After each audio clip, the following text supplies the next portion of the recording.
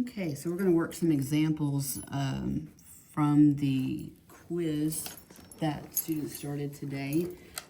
These questions, depending on how they do, will possibly and more likely also be on the final plus more. We are going to start with my number 8. So suppose you have 9,500 invested at 3.25 interest,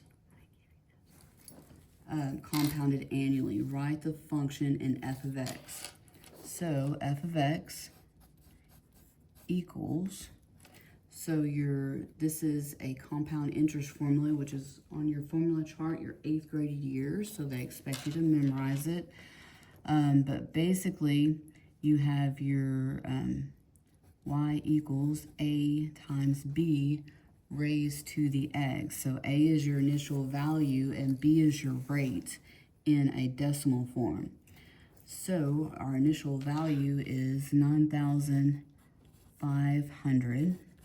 Don't put a comma, especially in the calculator, at an interest rate of 3.25. So you start off with 100% of your investment, and you're either going to add or subtract from that. So since we are gaining interest because you are saving it, it's an investment, you're going to add. So plus 3.25%, that equals 103.25. And then to change a percent to a decimal, you move the decimal over 2 places. So inside the parentheses, you're going to do 1.0325, and you're going to raise it to the x years.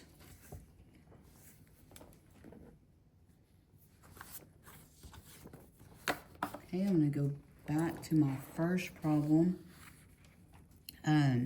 I've got several examples, so at the end I'll go over several of these, and this is the skill code if you want to get some more examples. So on each problem I've listed the skill code. So I'm going to start with number 4.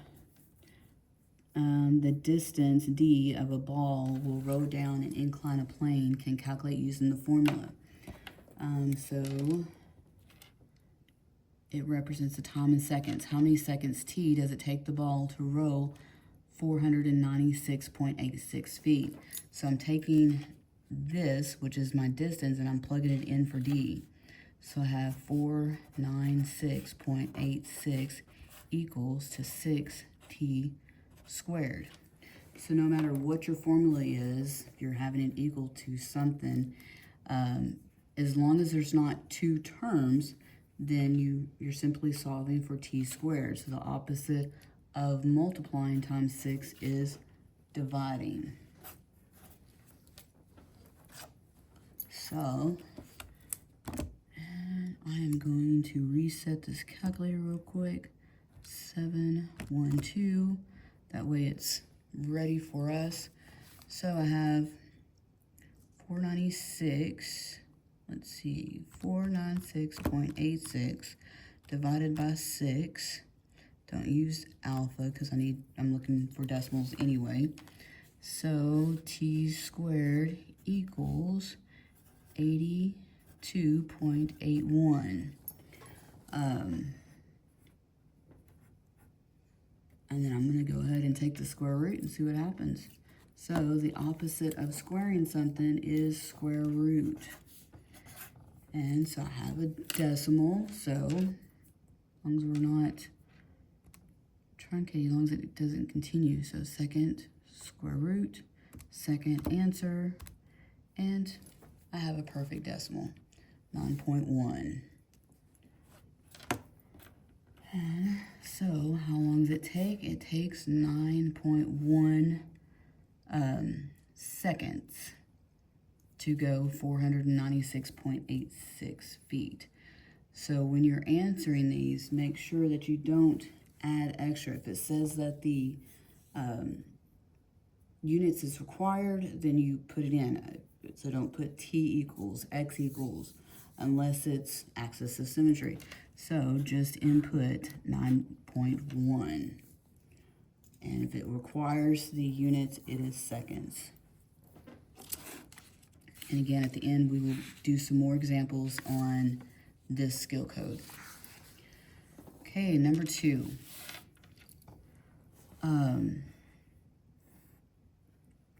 So the question is, what is the y-intercept of this situation?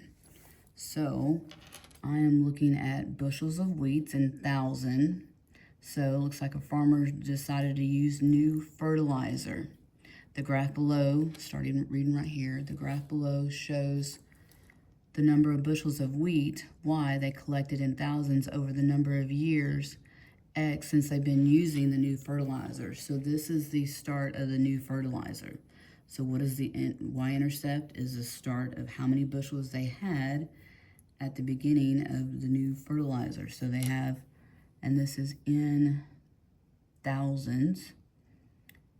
So what is the y-intercept? I'm going with what's 1, 2, 3, 4. So it doesn't have any other numbers specified, so you don't want to, you assume that each of them is 1 because it doesn't have any numbers. So C equals 4.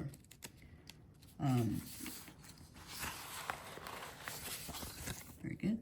So what does the y-intercept tell you? Let's see, it tells you how many thousands of dollars farmers earned from collecting wheat over the year before they started. No, because this would be at year 0. It tells you how many thousands of bushels of farmers increased their yield. No. It tells you how many hours it takes for the farmers to collect wheat. No. How many thousands of bushels of wheat the farmer collects the year before they started using the new fertilizer. Earned from collecting wheat the year before they started using. So it's not how much money, it's how many bushels. So they collected over, the graph shows the number of bushels of wheat. So we're looking at bushels, D. It tells you how many thousand bushels of wheat the farmer collected the year before they started using the new formula, or new formula for fertilizer.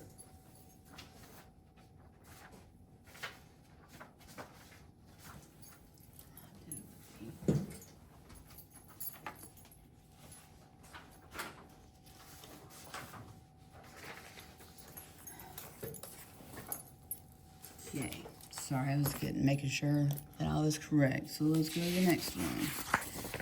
Number 3. Students seem to do well on this one, which is good. It's identifying the arithmetic sequence. So ACE of 1 is your first term. So our first term is 5, or 5. And then we're subtracting 2. So 5 minus 3 is subtracting 2. So my answer is C. I'm going to skip 4 and come back to it. Number 5, Farmer Ray. So, starting with the number. Plan to charge $8 per toton. So I'm going down here and we'll look for what? Toton. Toton is X. So I have to write my equation. So 8X plus 3Y. She expects to sell no less than 72, so greater than equal to 72. That's my first equation. Then she expects to sell at least 8 kents. So if it's at least 8 items, then you would have X plus Y, but it's only kents, which is Y. So at least, so she's wanting to sell more. So at least 8 is going to be greater than equal to 8.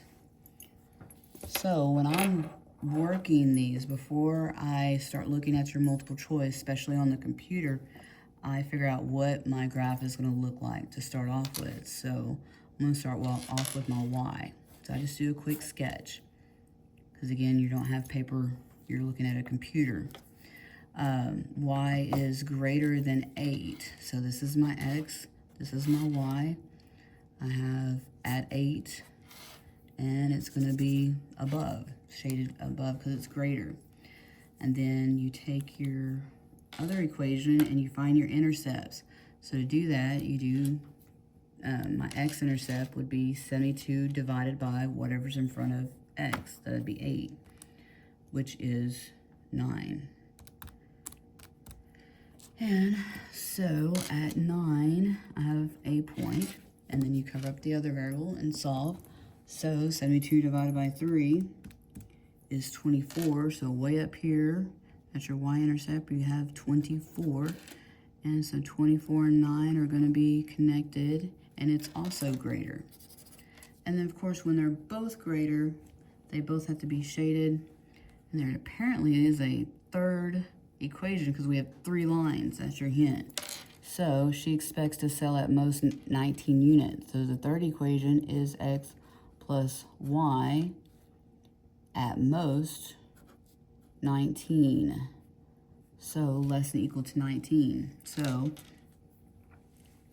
these two are shaded above, and the 19, so I'm going to have at 19 and 19 another line, and it should be below. And that is number, I am correct. That's good.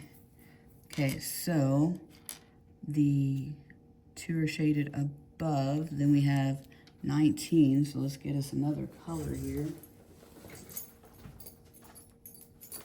And so between before 24 and after 9, you have another line, and it's going to be shaded in between. So then that means it's going to be less than that, so it's going to end up being just this little region. Actually, it's going to be above that one is greater, and there's not much region that they're going to share.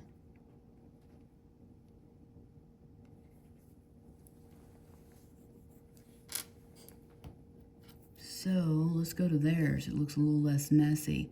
So there's their 19 and 19. It's less than, so that's shaded below.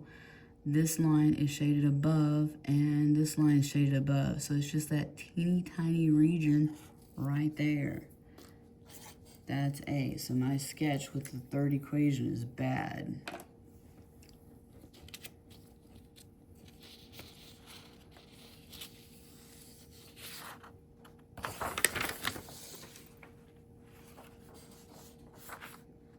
Okay, that page is done. Number 6, we're skipping. Number 7. Which of the following is equivalent? So this is completing the square. So first off, if you look at their equation, the equation is out of order. Also, we don't want to have a negative in front of x squared. So we are going to, you can either divide by a negative or move it to the other side, or just change all the signs. As long as we're not dealing with inequality, you can just change all the signs. So that makes this a positive x squared minus 6x and minus 56 equals 0.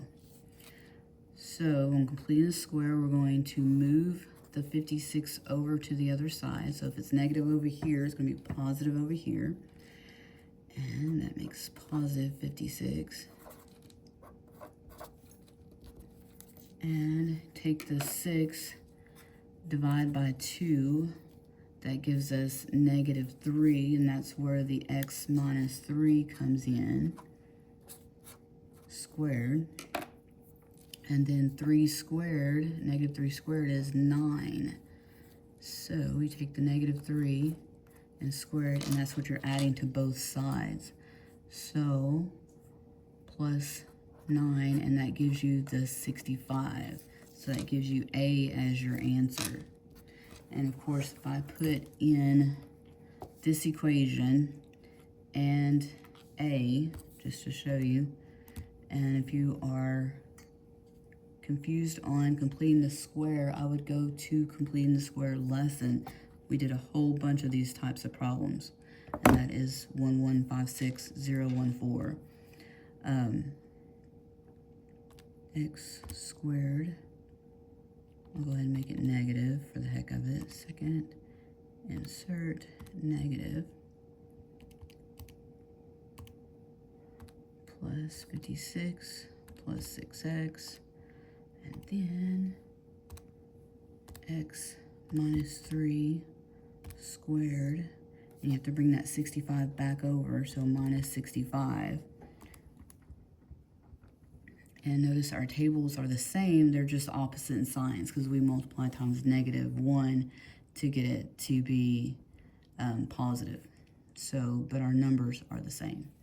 And where it crosses the x-axis is going to be the same. Okay, so we have x minus 3 squared plus 65, and A is our answer. So how do we get the solution? So let's start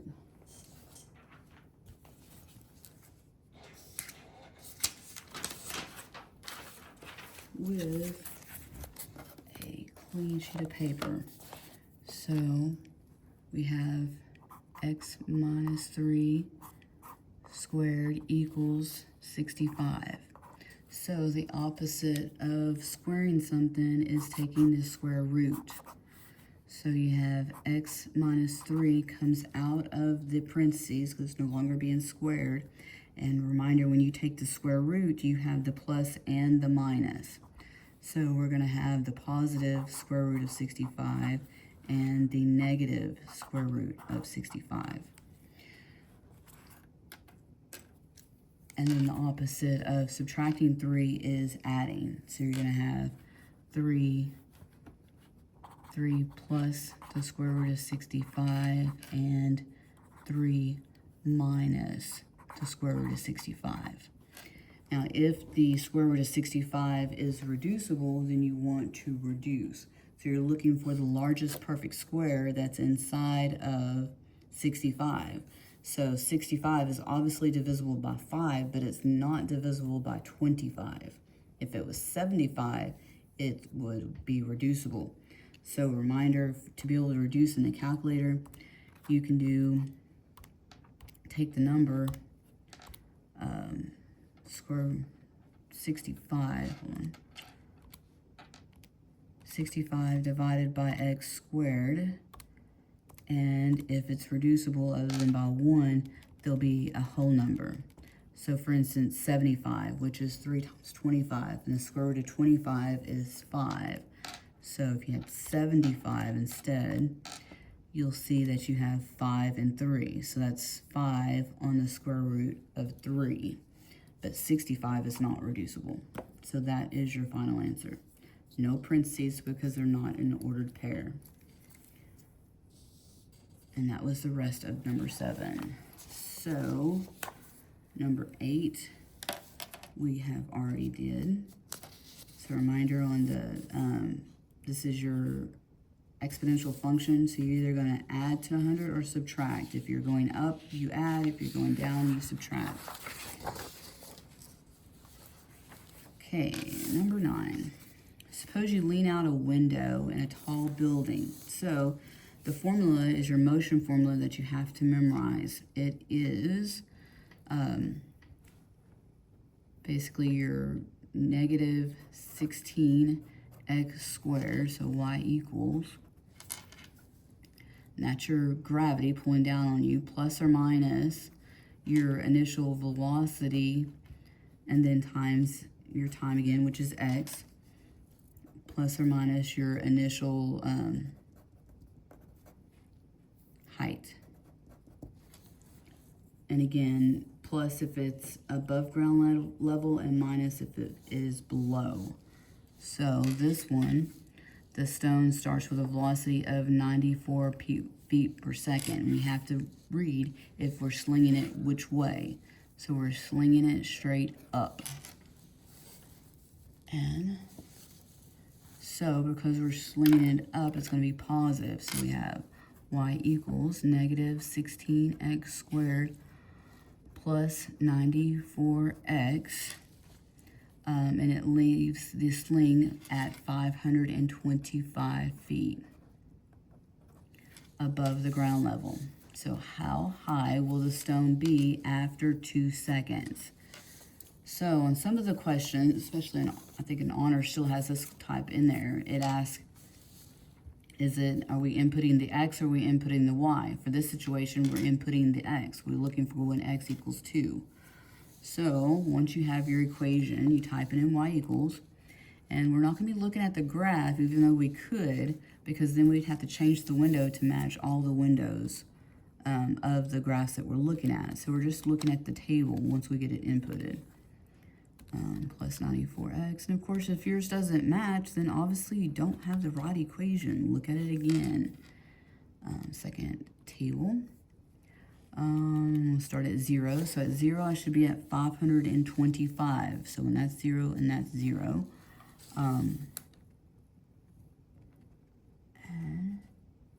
Again, we still have to answer the question, how high will it be after 2 seconds? So it doesn't ask for the equation. But at 0, we're at 525. So it can't be this one, can't be that one, can't be this one. It has to be A. And in 2 seconds, that's when x equals 2, I'm at 649. Again, don't put anything additional besides the number unless it says units required. If units was required, then it would be 649 feet. But I'm pretty sure it is not. Okay, number 10. I'm going to go ahead and do it real quick, super quick. You have y equals a times b raised to the x. That's your exponential function. Your a is your initial, which is also known as your y-intercept. Now, as long as these aren't negative, you can put that in stat, but they are, so you can't. So your y-intercept is right there. It's -3. So y equals -3. Then you put your b in parentheses and make sure the x is out of the parentheses and raised. So your b is your rate. So what do you multiply? So disregard the fact that they're negative because you already have the negative. 3 times what is 15? Well, 3 times 5, and 5 times 15 is 75, and of course we get the hand-in calculator and multiply times 5, we'll get the other. So our rate is 5. So whatever your answer is, you can put in y equals -3, 5, raised to the x, and then go to your table, and at 0, I have -3. At 1, I have -15. If my tables don't match, then my equation is wrong. Try again. Okay, next. Simplify. So you have a formula chart that has the rules of exponents. So you have s to the 3rd to the 5. So as long as there's not a number in front, you're just going to multiply. 3 times 5 is 15. So you have s to the 15. And over, again, we're multiplying. -2 times 3 is -6. 3 times -4 is -12. So when they're negative, you need to move them opposite of where they're at. So in this case, they're moving up, both of them. So since there's already an s on top, I'm going to add these 6 s's to the 15 that are already there. So that gives me 21 s's on top and p to the 12th on top. And that would be your final answer. So what if there was a number on the outside? And let's see if we have one like that. I have seen one. Okay, so let's say we have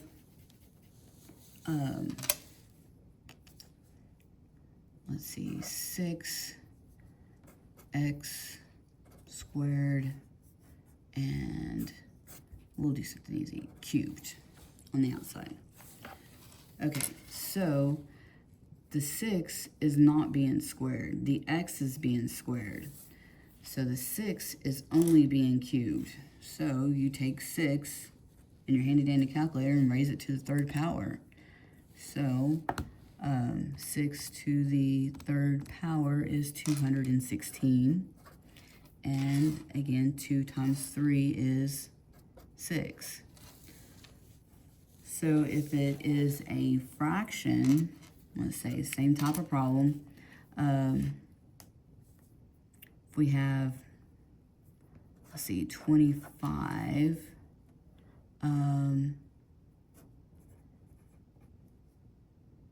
x to the 1/2 to the 3/2. There we go. Let's try that. So the x you're going to multiply. So 3 times 1 is 3. 2 times 2 is 4. So you have 3 to the 4/2. But you're not multiplying the number times 3/2. It's 25 raised to the 3/2. So 25 raised alpha x, get a fraction, to the 3/2. The 2 is the square root, and then it's going to cube it. So you get 125. If you do a problem that's similar to this and you get a decimal answer, 1, confirm that you put it in correctly. 2, it's going to want it in exponential form. So you'd put 25 to the 3/2 and don't change it to a decimal. Okay, number 12. These problems students have done well on. This is geometric sequence. That means we're going to be multiplying this time. So your first term is 4. And we're multiplying times -3. So 4 times -3 is -12. If you are given a formula and you do not have a list, make sure you put that in y equals. Those are the other types of I've seen. Again, there's a skill code, so you can look up the notes on that lesson. Okay, 13, we are solving. So we need to get everything on one side, and I notice that they are all divisible by 2. So we're going to take the 2 out. So I'm going to divide and move at the same time. So I'm going to move these 2 guys over to the other side, and I'm going to take 2 out while I'm doing it. So 2y squared divided by 2 is just y squared. 10y divided by 2 is 5y, and then when I move it over, it's going to turn into a -5y. -8 divided by 2 is -4, and then when I move it over, I'm going to make it a +4 equals 0. And now I'm going to factor it. So what multiplies to give you 4 and adds together to give you -5? That is going to be, your 2 options is 2 times 2 and 1 times 4. So 1 plus 4 is 5. So you're going to have y minus 1 and y minus 5 with 2 on the outside. So when you're solving, it doesn't matter about the 2 on the outside, because when you set 2 equal to 0, you just have 0. Or when I'm solving for these, if I divide by 2, 0 divided by 2 is gone. So as far as solutions, it doesn't matter. So when you set y minus 1 equal to 0, the opposite of -1 is +1. So you're going to have +1 and +5. So on these problems, the first thing that I would do, especially if you are having trouble with it, go to y equals. Of course, everything has to be on one side. When you move it, change the signs. So 2x squared minus 10x plus 8, graph, and your solutions is where it crosses the x-axis. So it visually looks like 1, 2, 3, and 4. Oh, sorry, it's 4. 1 times 4. Oops. Good thing I checked it. 4. And second table, and you're looking at 1, we have a 0, and at 4, we have a 0. another reason why to graph it, so that you can check your answers. And do not put parentheses around it, because those are not, it's a set of numbers. It is not ordered pairs. Okay, 14. Graph of x squared is shown, has a transformation to the function. So, x minus 3 squared, which statement describes the transformation? Well, you don't know what the transformation looks like until you graph it. So, graph it. Most of you probably don't have all the rules memorized. X minus 3, close it, square it. So that's your parent function. And so then graph. So there's your parent function, and the x minus 3 went over to the right 3. So it translated, up and down would be vertical, left and right would be horizontal. So let's read. It's talking about the domain.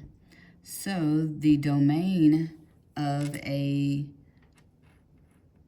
parabola, domain of this quadratic, anything you can put in y equals this year, as far as quadratic, linear, and exponential, your domain is going to be all real numbers, because it's going to be all of your x's are going to be the same. So the domain is all real numbers, not greater than or less than, it's just all real numbers. So the domain of both of them is all real numbers.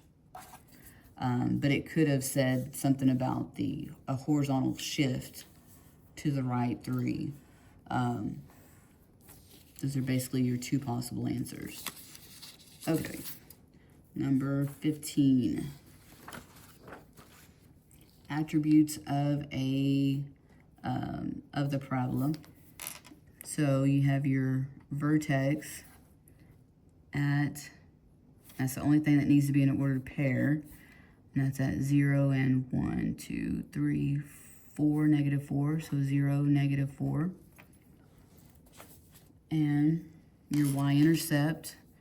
This is your y-axis. This is your x-axis. So your y-intercept is at negative 4. X-intercept, you have one at 2 and negative 2. So 2 comma negative 2, or vice versa. Your range is either y is greater than or equal to the y value of the vertex, or less than. So since it's going up, it's going to be greater, equal to negative 4. So it starts here and it goes up. Your axis symmetry is x equals the x value of the vertex. So x equals 0. So it is a line that goes straight down the middle of the parabola and splits it in two. Okay, so we're going to go back to a couple of problems.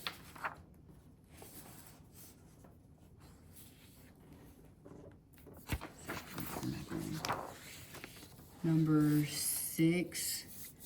Let's see. We've got 2 haps, 7 elantries for a total of $58. So, and make sure haps is x. So 2x plus 7y equals 58. And then 10 haps and 10 elantries. So 10x plus 10y equals 140. So we can solve this multiple ways. We can solve by elimination, but I'm going to be lazy. We're going to solve by matrix. You can also put these numbers in to the equations and see if they work on both. That is another way. So 10 times 6 is 60, times plus 80 will equal 140. That's 20 plus 70 is not going to equal 140, so it's not B. 8, that would be 80 and 60. So that's the same, basically. 70, so it's not that one. And then you can plug it into the other and see which one it is. That's going back the other direction. But second matrix, we are going to do edit. And it is a 2 by 3. So remember, you're putting your coefficients. It has to be x, y equals your constant. Press enter after each number. 2, 7, 58, 10, 10, 140. Then you have to quit, unlike stat. And second matrix, do math, and then, oops, clear. Second matrix, math, and then go down to RREF, there we go. And then the matrix that you're gonna solve, which is A, and then press enter, and we get 8 and 6. So your first one is X, and then make sure you know what X is, HAPS. So HAPS is $8 and 6 for a laundry. So then if I put that in, 2 times 8 plus 7 times 6. So 2 times 8 plus 7 times 6, I should get 58, and I do. So those are your 2 equations, and your answer would be C. So let's go back to number 4.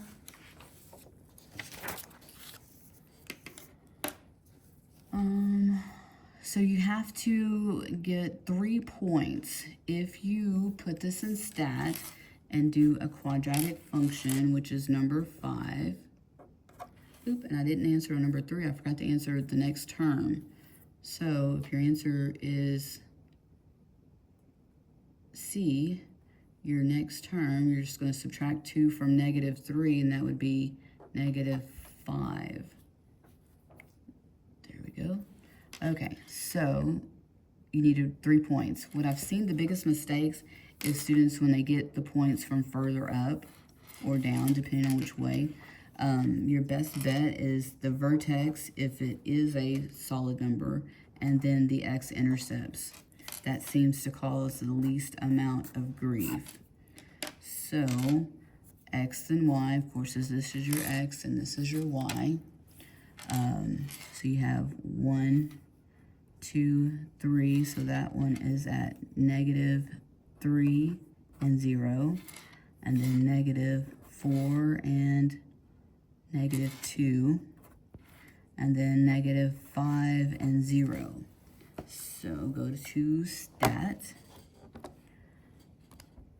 and edit. If you have something in L1 or L2, you go up and press clear then down or clear then enter.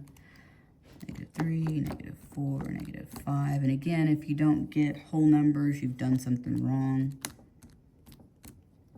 And stat, calculate, and 5 is quadratic. And you can also have it store your equation if you don't remember. So go to store required equation, hit vars, go to yvars, hit enter on function, and I can put my equation in y1, calculate, and voila, my equation.